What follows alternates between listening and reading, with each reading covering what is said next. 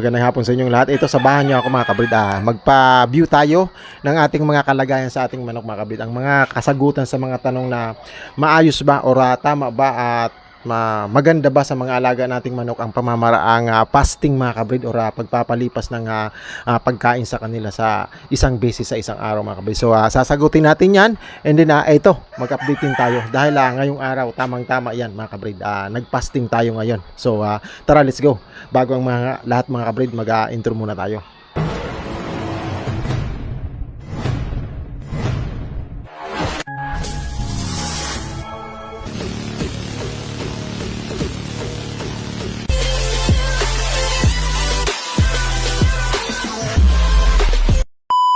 Magandang hapon sa inyong lahat. Ito, panibagong araw na naman po ng paglalathala para sa update ng ating munting backyard sa pamamaraan po ng Premier mga kabrid. So binabati ko kagad ng magandang araw at magandang hapon sa inyong lahat ang ating mga subscriber dyan. So ang video po na ito mga kabrid ay tungkol po sa pag-aalaga ng manok, mga ginagawa natin, mga pamamaraan at simpleng pagpaparami ng ating mga alagang manok sa small backyard nating lugar mga kabrid. So kung gusto mo ang mga ganitong video mga kabrid, maaari po kayo i-click nyo lang ang notification bell dyan mga kabrid, at tayo ay matulungan nyo sana ako na mag-improve at lumago mga kabrid para sipagin pa tayo sa pag-update ng ating munting pagpaparami ng manok, papanatili sa ating mga alagang manok sa kanilang estado ng kalusugan mga kabrid. So tara, samahan niyo ako, mag-explain tayo sa mga tanong mga kabrid na tama ba or mas may maganda bang maidudulot ang pagpapasting. Ang pagpapasting po mga kabrid ay ang pagpapalipas ng pagkain ng manok isang beses sa isang araw mga kabrid. Dalawang beses tayong magpakain sa isang araw bukod sa pagpapa-snack, which is hindi naman natin sinasama siya kasi yung parang hindi siya stable na ginagawa. So tama ba or may dudulot bang maganda sa ating pangangatawan ang pagpapasting na sinasabi? So mostly ginagawa yan ng mga breeder, mga handler, mga kagaya kong small backyard breeder mga kabrid sa ating mga alagang manok mga kabrid. So para sa akin, mayroon siyang negatibo at positibong epekto sa ating mga alaga. So unahin natin mga kabrid ang sinasabi nilang negatibong epekto. So syempre, pag nagpasting ka, hindi mo papakainin ang manok mo mga kabrid. Ibig sabihin, magugutuman ang ating mga alaga. Hindi siya advisable mga kabrid na ginagawa pagdating sa mga alagang wala namang diferensya. Halimbawa, okay naman ang kanyang pagkain, okay naman ang kanyang appetite, okay naman ang kanyang yung hilig sa pagkain, wag na natin siyang isama mga kabrid. So ang ginagawa lang sa pagpapasting is yung mga alagang manok mga kabrid na hindi umuubos ng pagkain. Diyan talaga pasok ang pamamaraan na iyon mga kabrid. So ako, kagaya ngayon linggo, nagpasting ako mga kabrid. Nagpasting ako kasi Sabado po mga kabrid, nagbabantay tayo. Mostly andun tayo sa repair. And kagaya kahapon Sabado po, nagsilik po tayo ng ating mga alaga mga kabrid. Explain ko sa inyo nagpalit tayo ng yung mga nandito mga kabrid, yung mga baby stag natin dyan na pinapalaki, nakasabayan po nito. Ayan mga kasabayan yan mga kabrid. Nilipat na natin mga kabrid. Ayan sila masyado na silang malalaki. Pero hindi pa yan dyan talaga totally mga kabrid. For temporary lang yan. Kasi masikip yan sa kanila mga kabrid. Hindi gaya ng ganito. Kabat siya nito. Hindi gaya nito. Yan na talaga ang kanilang bahay ng yan na talaga hanggang tumanda sila dyan mga kabrid. Hanggang sa maging malusog sila. Ang kailangan na lang natin gawin sa kanila dyan is mailabas-pasok na lang sila for stretching and exercise mga kabrid. So ayan, 6 yan mga kabrid na na-separate na natin. Ayan, 6 yan. So galing yan dito ang iba. Galing yan dito. So antimano, pag nagpalit po tayo ng bahay ng ating yung lugar or yung kulungan ng ating mga manok mga kabrid, pag nag-changes tayo, may mga alaga tayong manok na mabilis ma-stress mga kabrid. So andun tayo, pinasok natin ang pamamaraan na fasting po para yung isip nila na stress nila mapokus doon sa gutom. At may alis natin yung mga kabrid. Mostly pag nagpalit ka ng galing dito, ililipat mo yun dyan, napakailap. Ang iba namumutla, natatakot or nai-stress mga kabrid. So sakto mga kabrid ang ginagawa natin Sabado, nagpalit tayo, nag-disinfect tayo, binasa natin yung dechlorine, binasa, binitak-bitak. Tapos pag na-dry na yan, gaya niya medyo dry na siya, saka na natin lalagyan ulit sila mga kabrid. Dito, ang tawag ko dito mga kabrid is breeding pen. Dito ako mostly nagpaparis mga kabrid. So bakante na yan. Pag nakita ko pong dry na po yan, saka na tayo mag-start pares mga kabrid. So kasagutan po sa tanong na fasting mga kabrid, ando naman tayo sa positive.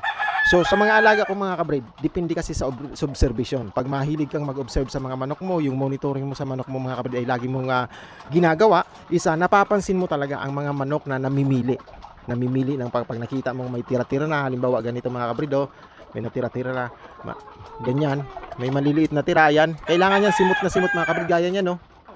Ayan, no, simot na simot, pero simot naman yan lahat mga kabrid kasi nag-under nga tayo ng fasting mga kabrid. So maano natin, marireset natin lahat mga kabrid. Para sa akin 66 piraso, nire-reset ko po lahat ng kanilang appetite sa pamamaraang fasting mga kabrid. Tapos ngayong hapon, naglagay po ako or naghalo po ako ng yung bang giniling na bawang. Ang giniling na bawang po para sa akin is natural antibiotic or organic na antibiotic sa ating mga alaga. Sinasama ko sila pagkatapos ng fasting mga kabrid para yung gana nila or gutom nila, dahil hindi natin sila pinakain ng umaga ng linggo, mapasok talaga sa pangangatawan nila ang sinama nating 2 pirasong buong bawang mga kabrid. Ginigiling natin yan, sinasama natin sa ating saging na saba mga kabrid. Ayan, ginigiling natin, minimix natin sa pagkain natin. Tapos dito sa mga baby stag natin mga kabrid, nakikita nyo yung development nila na ganyan, no? Nakukuha na nila yung tangkad nila mga kabrid. Tapos makikita mong mahahaba na yung buto pero parang walang tibay. Kailangan samahan natin sila ng mga pagkain more on protein. So ang ginagamit po ng GPC Backyard sa more on protein, pagdating sa mga ganyan, no, diyan lang ako nag-a-apply mga kabrid. Yung may month kasi, yung performance nila, 3 months nila performance, diyan ako nag-a-apply ng sinasabi nilang dog food mga kabrid. More on protein na pagkain, sinasama natin yan mga kabrid. May magandang epekto po iyon sa ating mga alaga. Ginagawa ko po yun after mga 2 weeks or 3 weeks mga kabrid. Bumibili tayo ng 3 kilong dog food and then sinasama natin sa ating mga alaga para ma-develop natin sa kanila ang tamang muscle. Magkaroon ng muscle ang mga butong gaganyang kahahaba. Magkaroon sila ng muscle mga kabrid. Tapos kontrolado na natin sila sa sinasabi nating pagkain, dahil hindi maganda sa kanila, lalo na yung mga developing baby stag na yan, ang medyo matataba. Nakakabagal po yun sa pagtangkad nila. Ang nire-reach natin dyan is magkuha nila ang tamang tangkad nang naaayon sa kanilang edad mga kabrid. So ayan mga kabrid. So sabi ko nga sa inyo, maganda para sa akin, pero medyo may negative impact. Ang negative, hindi pwede po ang pagpapasting sa mga manok na may sakit, sa mga manok po na may karamdaman, or sa mga manok po mga kabrid na sobra na ang kapayatan. It's either mapapasma na po yan mga kabrid. So sa akin, dahil hindi naman ako nagkakaroon ng pagkakataong nalilipasan sila, naaalagaan natin sila ng maayos, linggo-linggo tayo nagre-reset almost. Nagpa-fasting tayo linggo-linggo. Linggo ng umaga, tapos pagdating ng linggo ng hapon, it's sinasamahan ko na ng mga kagaya niyan, organic na antibiotic, bawang po mga kabrid. So ayan mga kabrid. Ayan sila. So medyo magugulo mga kabrid ang ating backyard mga kabrid kasi gaano lang naman na panaylinis lang natin kung ano makita natin. Mayroon naman tayong araw ng paglilinis. Mayroon naman tayong sinasabing general and partial na paglilinis, pagwawalis-walis gaya niya mga kabrid. Kaya kahapon, yan, pag-repair natin ito is naglinis na rin tayo. Ayan. Tapos magsusunog-sunog na naman tayo dyan mga kabrid. So ganun lang, small backyard breeder mga kabrid, GPC Backyard. Matagal ko nang ginagawa ang pagpapasting, and then malaking tulong kung tama ang pamamaraan mo or pag-apply mo ng pagpapasting mga kabrid.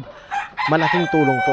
Nakikita mong hindi nawawala ang gana ng manok mo sa pagkain mga kabrid, kasi pag nagpakain ka ng 40 to 35 grams mga kabrid sa isang lagakan sa iyong mga manok, pag hindi iho yan may naubos or may natira yan, may problema na po sa pag-aalaga mo. Pag hindi ho kayang ubusin ng manok ang nakalaang 35 grams or 40 grams sa iyong mga alagang manok, antimano, tanungin mo na yung sarili mo, dahil may mali po sa iyong pag-aalaga mga kabrid.